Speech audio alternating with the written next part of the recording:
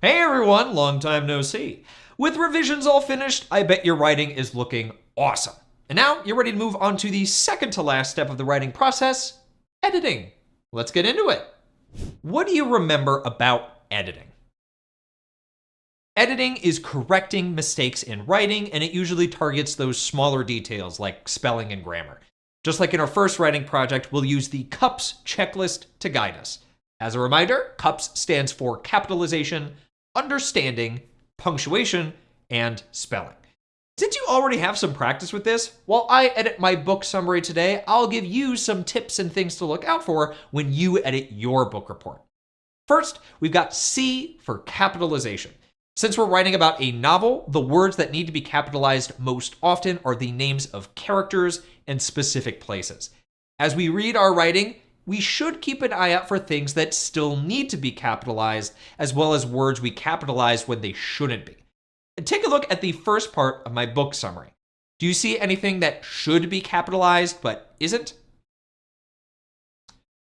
I forgot to capitalize Echo's name in that first sentence.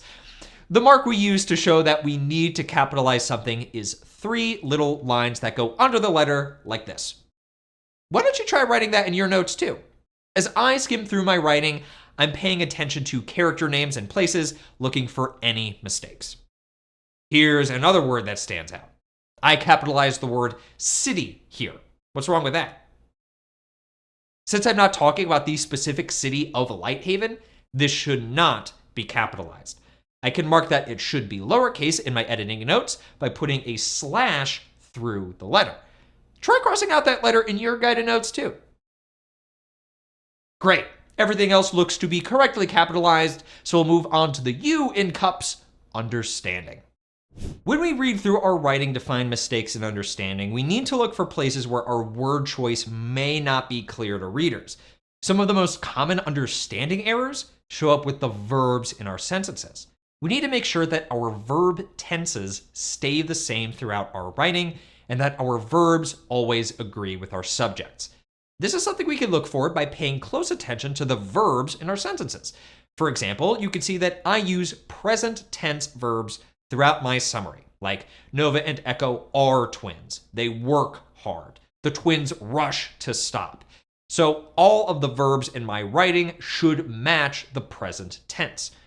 Focusing on the last few sentences of my summary, pause here to cross out the verb that doesn't match the present tense.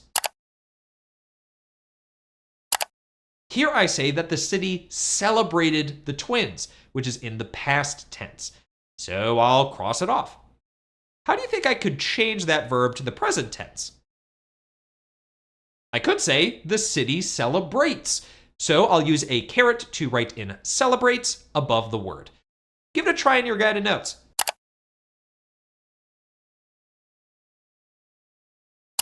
When you look for understanding mistakes in your own writing, make sure to keep an eye on your verbs. Next up in our CUPS list is punctuation.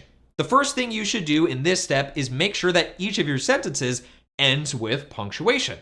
But since we did a lot of work combining ideas from our planning organizers for this project, a big punctuation mistake to look out for is not including commas. We use commas to list events and to separate more than one thought in a sentence. To target where commas should go, you can look for anywhere that you list things or where you've combined ideas into one sentence.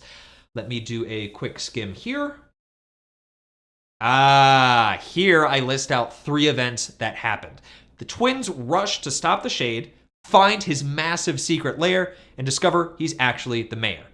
I already included 1 comma here, but I forgot one to separate the earlier events. Where do you think it should go? Mark the comma in your notes, then circle it. It should go after rush to stop the shade, since that was 1 full event. Deciding where to put commas can be tricky, and we don't want to go comma crazy and flood out writing with them. So I've left you some tips in your writing materials to help you when you edit. All right, it's time for our last and my favorite editing step, spelling.